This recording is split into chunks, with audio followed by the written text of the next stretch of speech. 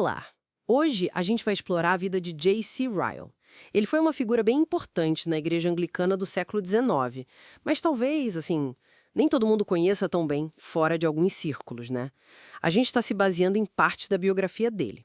A ideia aqui é entender melhor quem foi esse pastor, esse escritor evangélico, como é que as convicções dele, os perrengues pessoais, o momento histórico, como tudo isso formou o ministério dele, que teve um impacto tão grande e duradouro.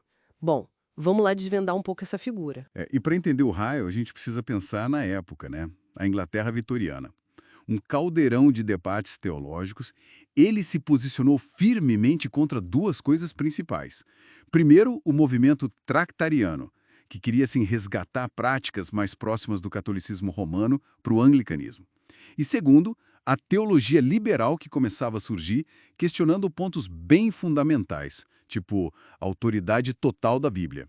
Ele não aliviava nessas questões. E o curioso é o começo da vida dele, né? Não indicava nada disso.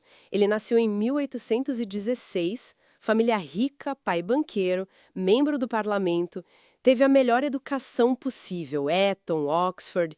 E não era só estudo, ele era bom em esportes também, remo, cricket.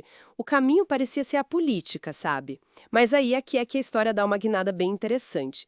Com 21 anos, ele teve uma infecção pulmonar grave, ficou um tempo de cama e foi aí que ele começou a ler a Bíblia com outros olhos. A conversão mesmo, o marco para ele, foi lendo o Efésios 2:8, aquele trecho, porque pela graça sois salvos mediante a fé. E pouco tempo depois, em 1841, veio outro baque. O pai faliu. Isso meio que selou o destino dele. A carreira política já não era uma opção viável e ele se voltou para o ministério. Foi ordenado com 25 anos. Uma reviravolta em tanto. Que o ministério ele desenvolveu, né? Começou em paróquias rurais, Exbury, Helmingham. Depois, já mais velho, veio a nomeação para ser o primeiro bispo de Liverpool, o que foi até uma surpresa para a época. A marca registrada dele era a pregação, muito apaixonada, sabe? Bem fundamentada nos princípios da reforma e na tradição evangélica. A salvação é só pela graça, através da fé, e essa fé tem que ser viva, tem que aparecer na prática do dia a dia. E o que impressiona também é o volume do que ele escreveu. Começou com folhetos, panfletos, distribuía aos milhares. Depois vieram os livros mais robustos, comentários bíblicos, biografias. E em tudo ele tentava ser muito claro, direto ao ponto. Firme na doutrina, mas sempre pensando em como aquilo se aplicava à vida das pessoas comuns. O livro Principles for Churchmen é um bom exemplo dessa clareza e convicção, mesmo ele sabendo que ia causar polêmica. É impressionante pensar nessa firmeza toda, né? E ao mesmo tempo olhar para a vida pessoal dele, cheia de dificuldades. Ele casou 3 vezes. Perdeu a primeira esposa, Matilda, e a segunda, Jessie, muito cedo. Além disso, enfrentou a morte da mãe, do irmão, da irmã e ainda teve a dor de ver alguns filhos se distanciarem da fé evangélica que ele defendia tanto. Sem falar da saúde dele, que nunca foi 100%, desde aquele problema no pulmão nas juventudes. Mesmo com tudo isso, né? Essa carga pessoal pesada, a dedicação dele ao ministério, ao estudo, à escrita, era algo assim fora do normal. Fico pensando como ele conseguia manter essa disciplina toda no meio de tanta adversidade. Talvez isso explique um pouco da profundidade que a gente encontra nos textos pastorais dele, uma certa empatia que vem da experiência vivida. Sem dúvida. E essa nomeação para bispo de Liverpool aos 64 anos pegou muita gente de surpresa na época, mas ele ficou lá por 20 anos e encarou o desafio. Ele tinha um lema interessante: no essencial, unidade, no não essencial, liberdade, em todas as coisas, caridade.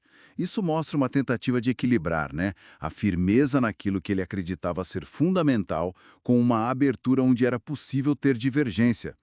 E essa atuação dele como bispo, e antes também, se conecta muito com o cenário maior da época. Ele foi uma voz fundamental na defesa da autoridade das escrituras contra o ritualismo que ganhava força e contra o liberalismo teológico. Ele viveu na mesma época de outros gigantes, como o Spurgeon, por exemplo, e ajudou muito a consolidar, a dar forma ao movimento evangélico na Grã-Bretanha, num período que tinha tanto avivamento quanto muitos questionamentos à fé mais tradicional. Então, resumindo um pouco essa conversa, Riley surge como um exemplo muito rico de erudição, de fé profunda e de um serviço pastoral incansável. Alguém cuja influência, que talvez fosse mais restrita enquanto ele era vivo, cresceu muito depois da morte dele. Exatamente. A força dos escritos dele, eu acho, está muito nessa clareza, numa profundidade que é acessível, sabe? E na fidelidade bíblica que pessoas de diferentes denominações reconhecem até hoje. Os textos dele realmente atravessaram o tempo. E isso talvez nos deixe com uma reflexão, né?